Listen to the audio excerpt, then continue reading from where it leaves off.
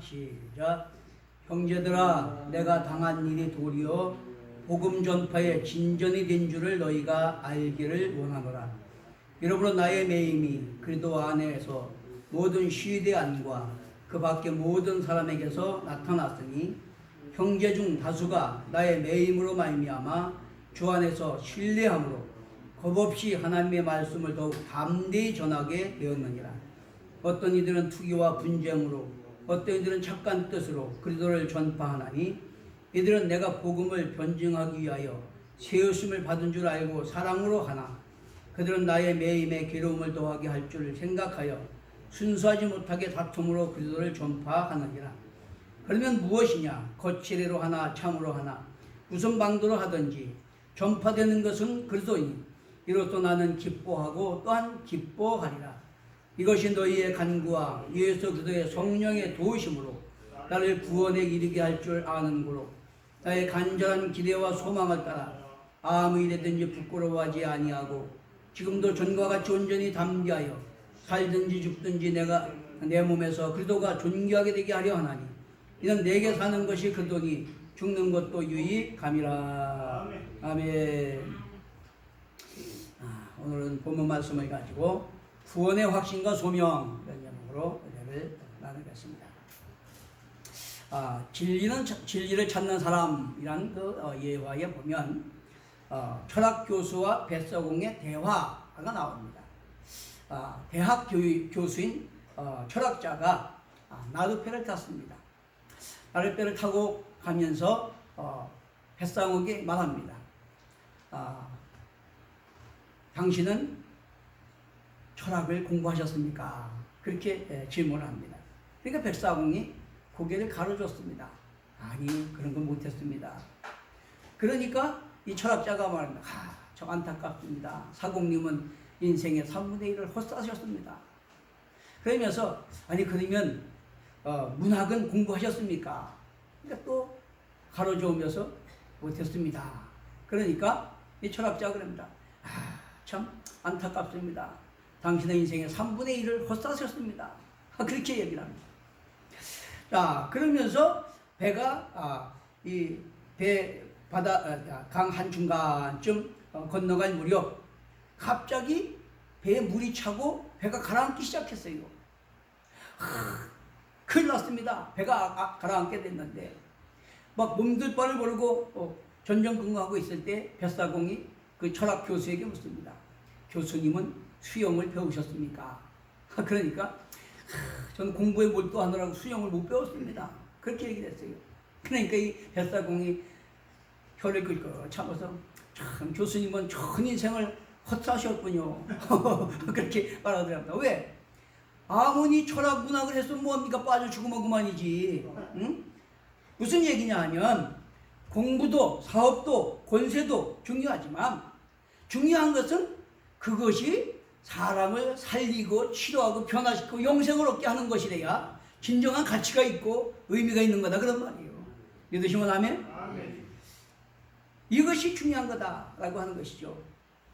세계적인 정신분석학자 빅터 프랭클은 그런 말을 했어요. 인생의 치명적인 결함은 정신인성의 결함이다, 결핍이다 라고 말을 했습니다. 정신인성의 결핍.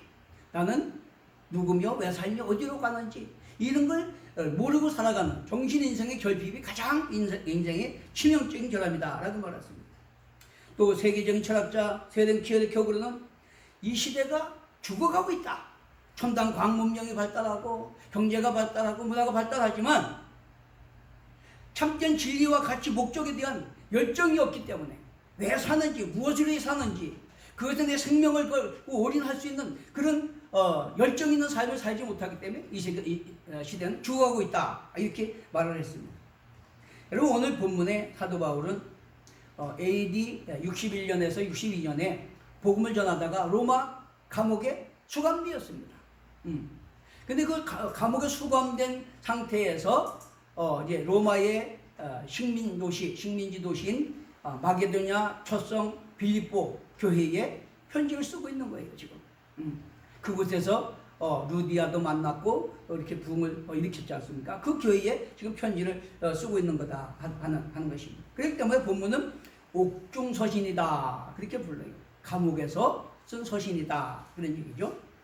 자, 그런데 이 바울은 본문에서 자기가 매맞고 감옥에 갇히고 그 생명의 위협을 느끼면서도 왜 그는 생명 걸고 복음을 전하는가에 대한 의미와 가치와 당위성을 진술하고 있다라고 하는 거죠. 어떠한 철학이나 문학보다도 영원한 생명을 살리는, 그렇기 때문에 생명 걸고 올인하는 복음의 증인으로서 당위성을 지금 증거하고 있다라고 하는 것입니다. 그만한 가치가 있는, 생명 걸 만큼 충분히 중요한 사명이라고 하는 겁니다. 저는 여러분들의 기도와 헌신으로 이렇게 2주간의 유럽 종교개혁 여행을 잘 마치고 왔습니다. 체코, 독일, 프랑스, 스위스, 이탈리아, 로마 여러 도시의 종교개혁자를 순방하면서 정말 그 종교개혁자들과 사도들의 그런 죽음을 두려워하지 않고 기꺼이 생명 걸고 정말 그 생명, 우리를 생명 없게 하는 살리는 그런 진리를 수호하기 위해서 저항하고 투쟁한 그런 현장을 보면서 많은 감동과 깨달음과 은혜와 도전을 받고 왔습니다. 그런 정말 생명 걸고 살리는 복음의 진리 수호를 위해서 순교한 그 분들의 현장을 직접 눈으로 목격하면서 그들이 그곳에서 갇히고 매맞고 화형당하고 가죽이 벗겨지고 하는 그 현장을 보면서 가슴이 뜨거워지고 정말로 눈시울이 뜨거워졌습니다.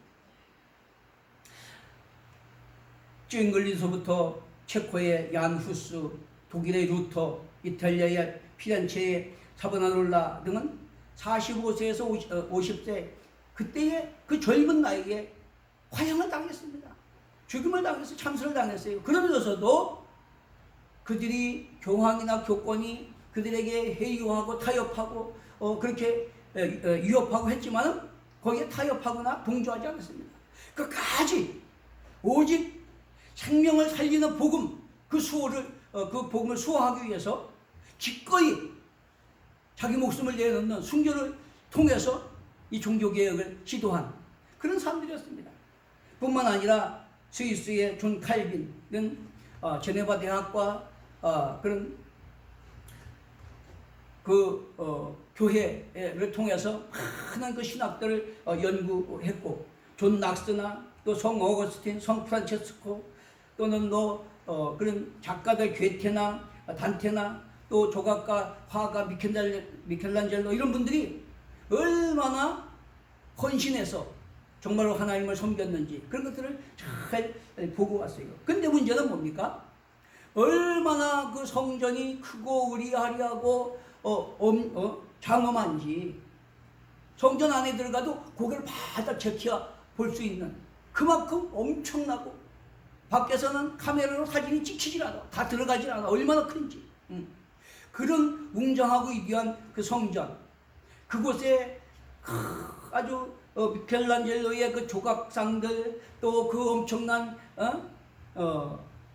천지창조의 그 성화들, 그런 걸 보면서 마음이 너무 안타까웠어요. 왜 그렇습니까? 그런 엄청난 성전들 속에서 교황이나 기득권자들이 자기들의 욕망을 충족시키기 위해서 부정부리, 부패함으로 말미암아 다 무너지고 이제는 관광 아이템, 관광 상품이 됐어요. 사람들 구경거리가 됐습니다. 이게 얼마나 안타깝습니까, 여러분? 참 하나님 나라 복음을 위해서 생명 걸고 싸운 그분들의 그 수고 헌신으로 말미암아 우리는 지금 참된 복음으로 자유를 누리고 소망을 누리고 살아가지만 정말 그것을 보면 우리는 날마다 감사해야 돼요. 날마다 감사해야 되고 더 하나님을 알고 더 하나님의 은혜를 깨닫고 우리도 정말 그런 잠시 왔다가 나그네 인생을 뭔가 영원한 생명 가치 상급을 위해서 생명 걸고 피 떼내가 달려가는 열정 있는 삶을 살아가야 될 줄로 믿습니다.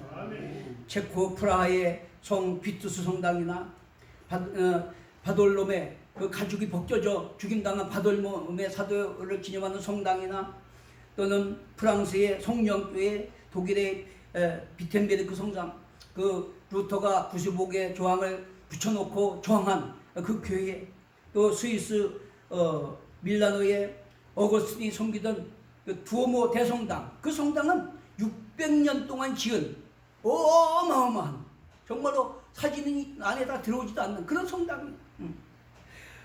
노틀담, 제네바의 노틀담 성당, 제네바 대학의 칼빈 생피에르 성당, 로마의 바티칸 대성당, 이런 것들은 정말로 역사적으로도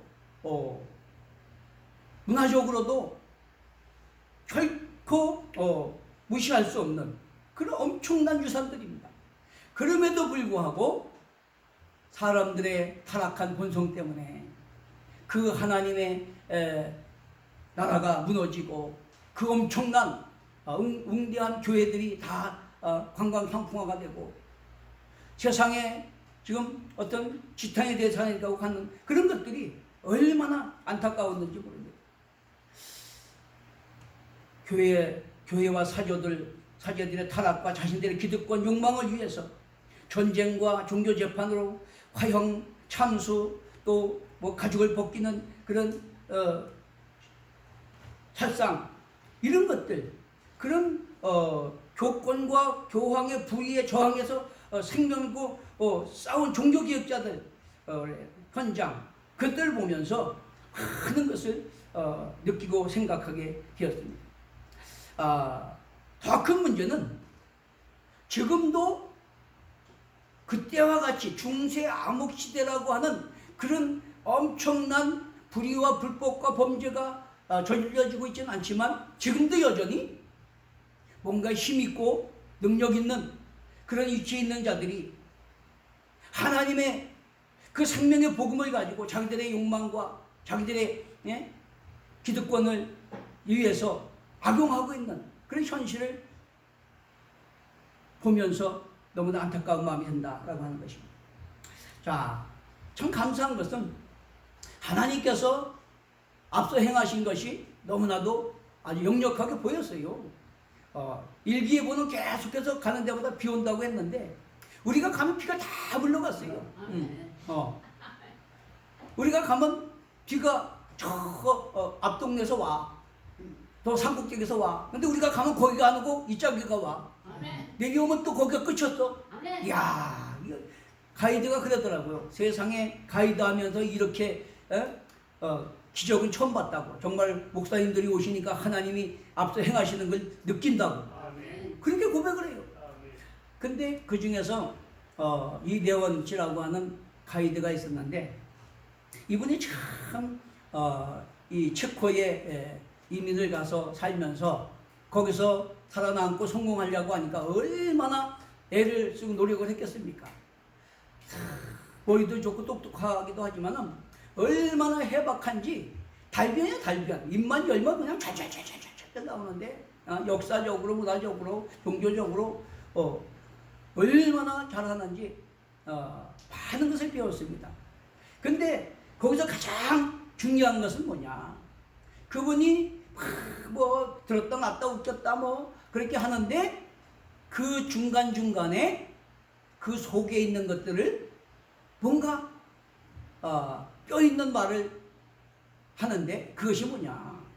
결론은 종교개혁자들이 그렇게 부정과 부패와 타락한 교권과 교황에 저항해서 생명 걸고 이렇게 순교했는데 지금 그 은혜로 말미암아 평화롭게 은혜 안에서 이렇게 자유롭게 신앙생활한 오늘날 교회와 주의 종들은 정말 그런 순교 사상을 가지고 하나님 생명을 살리는 하나님 나라를 위해서 일하고 있느냐? 아니면 여전히 자기들의 안위와 기득권과 어떤 욕망을 위해서 그렇게 현실과 타협하고 하지는 않느냐? 그렇게 예리하게 지적을 하는 거예요.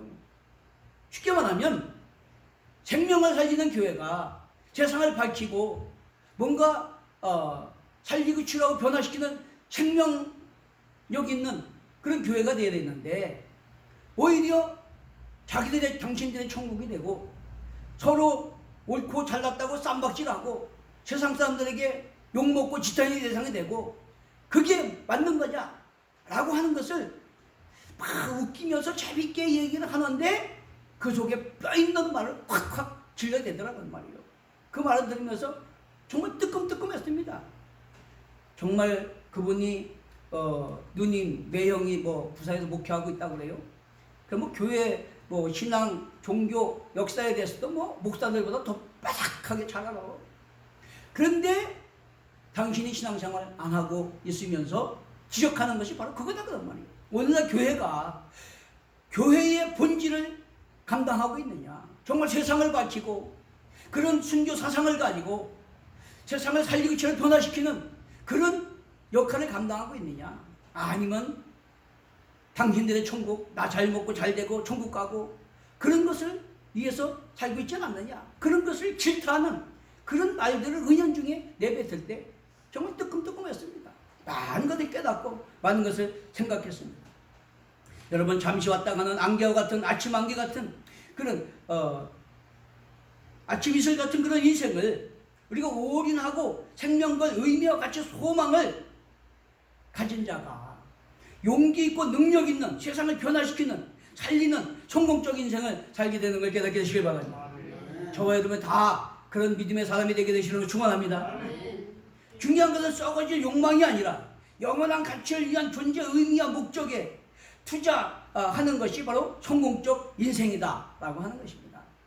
교회를 다녀도 내가 왜 예수를 믿는지, 내 존재 정체성이 뭔지, 나는 무엇을 위해 살아가는지, 내 소명과 사명이 뭔지 그것도 모르고 살아가면 그건 나이롱 신자입니다. 껍데기입니다. 쭉정입니다.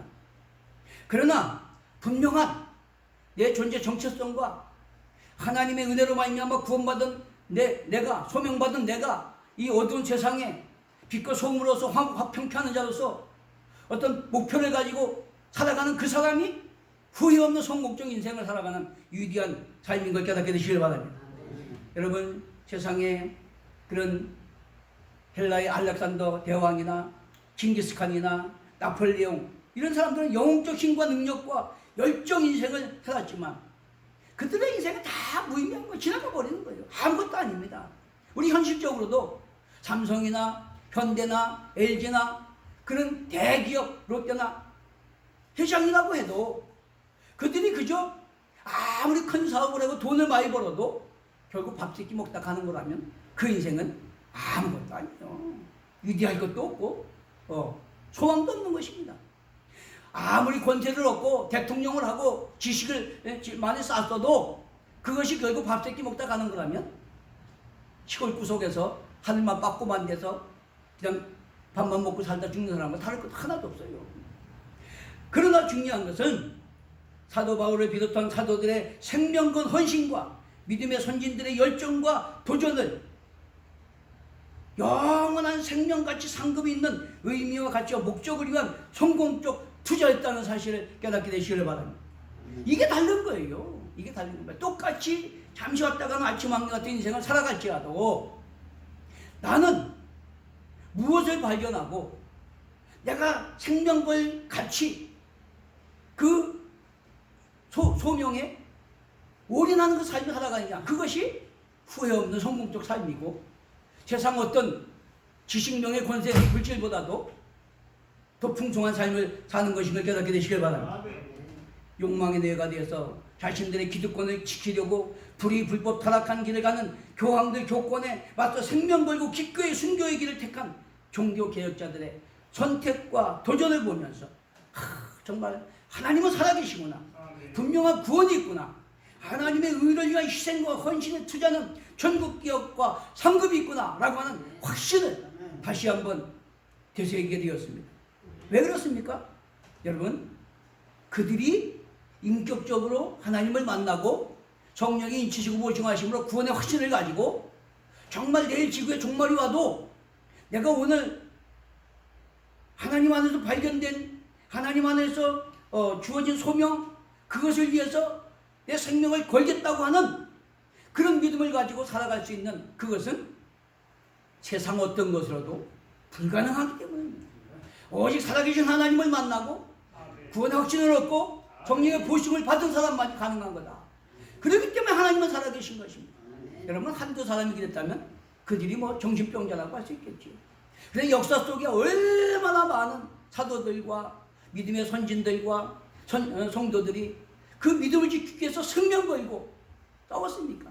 카타콤에 가니까 그 박해를 피해서 땅속에 굴을 파고 지하 4층까지 땅굴을 파고 그 속에서 살면서 믿음을 지킨 그런 것들을 보면서 야, 정말 잠시 왔다 가는 그 인생, 무엇이 의미고 가치고 소망이고 생명인가를 깨달았기 때문에 그런 것을 감내하고 승리할 수 있었다라고 하는 것을 확신하게 되었다라고 하는 것입니다. 교황들의 협박과 회유를 기거절하고 기꺼이 순교의 길을 걸어간 그분들의 믿음이, 섬김이 가슴으로 느껴졌어요. 얼마나 가슴이 뜨겁던지. 저와 여러분이 폐역하고 혼돈한 시대 가운데 주어진 남은 생명 시간들을 무엇을 위해 살아가야 되겠습니까? 언제 주님 앞에서도 책망받을 것이 없는 칭찬과 상급을 위하여 사도들이나 그런 종교개혁자들, 믿음의 선진들처럼 우리도 썩을 욕망에 타협하거나 동조하지 말고 뭔가 우리도 하나님 택하시고 부르시고 맡기신 사명을 위해서 영원한 가치 생명 상급받기까지 위에서 부르신 부름의 상을 위하여 표대를 인하여 달려가는 열정 인생을 살게 되시는 걸 축원합니다. 빌립보의 자주장사 루디아는 사도 바울을 만나고 나서 자기의 전 인생을 평생 성교 동역자로 섬김과 헌신의 삶을 살았습니다. 왜 그랬을까요? 바울과 똑같이 하나님 인격적으로 만나고 정말 하나님은 살아계시고 우리는 그분의 피조물이고 하나님께서 우리를 구원하기 위해서 독생자도 아끼지 않으려고 내어주신 구속의 은혜를 베푸셨고 주님이 부활의 첫 열매가 되셔서 우리에게 산 소망이 되셨기 때문에 그 확신 때문에 평생 선교 동역자가 돼서 섬김과 헌신의 삶을 살게 되었다라고 하는 것입니다. 단순히 육신의 욕망을 위해서 썩어질 것을 위해서 방탕하다가 멸망받는 것보다 뭔가 잠시 왔다가는 안개 같은 한치앞을 모르는 불통한 인생을 그 분명한 가치, 소망, 영생, 상급 그것을 위해서 투자하는 것, 이것이 얼마나 아름답고 멋있고 이 땅에서 자유와 소망을 누리는 길이고 주 앞에 가도 상급받는 승리의 길이라는 것을 믿게 되시는 걸 축원합니다. 우리가 오늘 본문에도 사도 바울은 감옥에 갇혀서도 또한 자신의 복음을 위해서 갇힌 바 되어 그를 인해 더 열심히 복음 전하는 성도들과 또 반대로 시기 질투해서 내가 바울보다 더 잘났다고 하는 자기 과시를 위해서 그렇게 복음을 전할지라도 온전히 전파되는 것은 그리도니 나는 기뻐하고 기뻐하노라. 바로 사도입니다. 여러분 이 사도 바울의 말씀에서 그 마음의 진정성이 느껴지지 않습니까? 자기가 드러나거나 자기가 인정받거나 자기가 높아지거나 자기 어떤 욕망이 채워지는 건 아무 상관없어요. 어떤 방법으로 누구를 통해서든지 천하보다 귀한 영혼을 살리고 하나님 뜻이 이루어지고 하나님 나라가 확장되고 하나님 영광이 드러나는 것을 기뻐하고 즐거워하는 것, 이것이 참된 믿음의 진정성인 걸 깨닫게 되시길 바랍니다. 그렇기 때문에 믿음은 내 능력과 열심보다 하나님의 전능하심과 신실하심을 신뢰하고 맡기고 의지하고 순종하며 오직 하나님 뜻 하나님 나라 하나님 영광을 위해서 오래 참고 인내하며 순종하고 헌신하고 협력하는 것을 깨닫게 되시길 바랍니다. 동의하십니까? 할렐루야. 오직 하나님 뜻 하나님 나라 하나님 영광을 위해서 하나님 앞에 정직하게 진실하게 성실하게 행하는 것이 믿음이다 라고 하는 것입니다. 하나님은 그 믿음의 사람을 통해서 당신의 능력과 열심으로 일하시고 당신의 뜻을 이루어 가신다는 사실을 깨닫게 되시길 바랍니다. 오직 하나님 뜻 하나님 나라 하나님 영광이 드러나는 것을 기뻐하게 되시길 바랍니다. 그것이 나도 구원받고 부활의 복음에 참여하는 길이다 라고 하는 것입니다. 이게 얼마나 중요한지 모릅니다. 20절에 보면 바울의 간절한 기대와 소망은 아무 일에도 부끄럽지 아니하고 담대하여 살든지 죽든지 그리스도가 존귀케 되게 하는 것이고 이것이 사는 이유이기 때문에 죽는 것도 유익하다고 그랬습니다. 죽는 것도 유익하다. 얼마나 그 정체성과 삶의 이유와 목적이 분명합니까? 그 삶의 목적과 방향성, 목표가 분명합니까? 그런 삶을 살게 되시는 걸 축원합니다. 저와 여러분이 그런 믿음에 이르러야 돼요. 응? 형식과 습관과 어떤 관습을 버리고 내 안의 가정의 사회 공동체에 하나님 나라가 이루어지도록 저와 여러분이 힘써야 될 줄로 믿습니다. 아무리 세상이 흉흉해지고 문화와 사상이 타락하고 인간의 마음이 인간이기를 거부하는 그런 황폐해진 세상에 우리가 살고 있다고 할지라도 진리 안에서 믿음의 확신을 가지고 분명한 정체성과 가치관과 사명의식을 가지고 살면 그 삶 속에 하나님이 함께 하시고 열심히 동행하시는 것을 우리가 경험하게 되고 또 하나님께서 그 믿음을 통해서 우리를 사용하셔서 하나님의 뜻, 하나님의 나라, 하나님의 영광을 드러나게 하실 줄로 믿습니다. 여러분, 결론은 뭡니까? 연륜이나 직분이나 지식이 중요한 것이 아니다.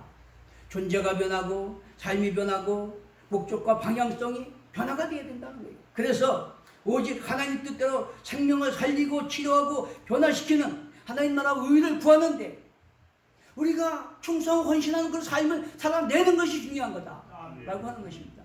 그렇게 할 때에 저와 여러분을 통해서 우리 가정이 구원받고 집안이 구원받고 이웃이 구원받고 주님 앞에 갈 때 칭찬받고 기업받고 상급받게 될 줄로 믿습니다. 그렇게 되시는 걸 축원합니다. 그러기 위해서는 우리가 정말 사모함이 있어야 되고 목마름이 있어야 되고 간절함이 있어야 되고 주님을 인격적으로 만나고 내 존재가 변하고 존재의 의미와 가치와 목적이 바뀌어져야 돼요. 그래서 우리는 하루하루 주어진 인생을 향방 없는 다른 일이나 허공을 치는 것 같은 그런 삶이 아니라 하나님이 위에서 나를 부르시고 피로 값주고 사시고 소명 주신 그 목적을 향해서 날마다 빛대로 달려가는 창조적인 삶을 살아야 될 줄로 믿습니다. 참으로 저는 참 감사한 것이 우리 교회가 비록은 몇 명 안 되는 소수지만 저 너무나 감사해요.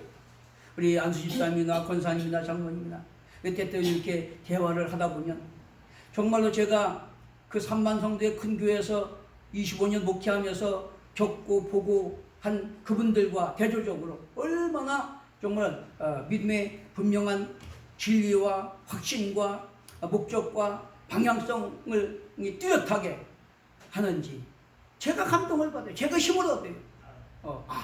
내 사역이 비록은 소시지만 헛되지 않구나. 정말로 하나님이 기뻐하시는 하나님이 원하시는 그런 우리 성도들이 되어가고 있구나.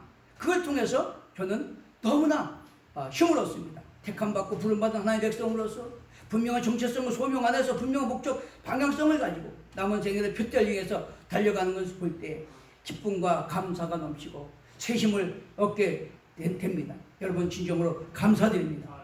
그리고 부족한 저를 하나님이 얼마나 사랑하시는지 여호와 일에 예비하시는 하나님께서 이렇게 앞서 일하시고 인도해 주시는 그것을 날마다 깨달으면서 가슴이 뭉클해지고 눈시울이 뜨거워지는 것을 느낍니다. 오늘 2장 13절에서 16절에 보니까 너희 안에 행하시는 이는 하나님이시니 자기의 기쁘신 뜻을 위하여 너희에게 소원을 좀 행하게 하시나니 모든 일을 원망과 시비가 없이 하라. 이는 너희가 흠이 없고 순전하여 어그러지고 거스르는 세대 가운데에 하나님의 흠없는 자녀로 세상에서 그들 가운데 빛들로 나타내며 생명의 말씀을 밝혀 나의 다름질도 헛되지 아니하고 죽어도 헛되지 아니하므로 그들 날에 내가 자랑할 것이 있게 하려 함이라. 이러한 바울의 심정을 느끼면서 저도 그런 심정을 가지고 그 가이드에게 계속 문자로 교제를 합니다. 당신의 그 해박한 지식과 그 열정과 그런 질타에 내가 뭔가 도전을 받았습니다. 고맙습니다. 그러나 더 중요한 것은 그렇게 역사를 또 남들을 평가하고 질타하는 것도 중요하지만 그것보다 나나 당신이 정말 인생의 아침왕 같은 인생에 그런 존재 의미나 죽음의 한계의 딜레마를 뛰어넘어서 참된 자유와 소망을 누리는 것이 중요하지 않습니까? 당신이 하나님을 인격적으로 만나고 정말 그런 딜레마에서 해결을 받고 참된 자유와 소망을 누리는 삶을 살게 되시기를 내가 기도하겠습니다. 그렇게 보냈어요. 그랬더니 그분이 새벽 1시에 답장이 왔어요. 목사님 너무 고맙습니다. 지금까지 그 많은 주의 종들을 가이드를 했지만 이렇게 나를 염려해서 문자 주고 기도해 주겠다는 분은 만나 뵙지 못했습니다. 너무 고맙습니다. 존경합니다. 그렇게 문자가 왔어요. 여러분, 중요한 것은 내가 한 사람을 구원하고 변화시킬 수 없습니다. 내가 주님의 심정을 가지고 사도들과 종교 계획자들과 그 신앙의 인들처럼 정말 하나님을 사랑하고 그 영혼을 사랑하는 그 마음으로 그 생명을 나눠주고자 하는 그런 뜨거운 마음을 가지고 있다면 하나님께서 역사하셔서 사람을 살리고 치료하고 변화시키는 역사를 이루어 가실 줄로 믿습니다. 저는 우리 교회가 지금 소수가 모였지만 난 여기만 바라보지 않습니다. 이 복음이 전파되는 곳에 나하고 상담하고 또 교제하는 모든 사람들이 변화되고 살아나고 정말로 생명 얻는 그런 역사가 지금 일어나고 있는 것을 보고 있습니다. 저는 하나님이 일하고 계시고 우리 교회를 향한 놀라운 계획을 가지고 계시고 앞으로 크게 사용하시고 일하실 것을 믿습니다. 저와 여러분 그런 믿음을 가지고 우리 이런 환경 바라보지 마시고 하나님은 전능하시고 신실하시고 선하십니다. 하나님이 저와 여러분 택하시고 부르시고 피를 값주고 사셨는데 다 각자에게 달란트를 주셨어요. 제가 큰 교회를 하고 세계적인 무대에서 일하지 않아도 하나님 내게 주신 달란트만큼 그 안에서 내가 할 수 있는 그 소명 감당하기 위해서 내가 최선을 다한다면 하나님께서 기뻐하시고 하나님께서 그걸 통해서 일하시고 하나님 뜻을 이루어 가실 줄로 믿습니다.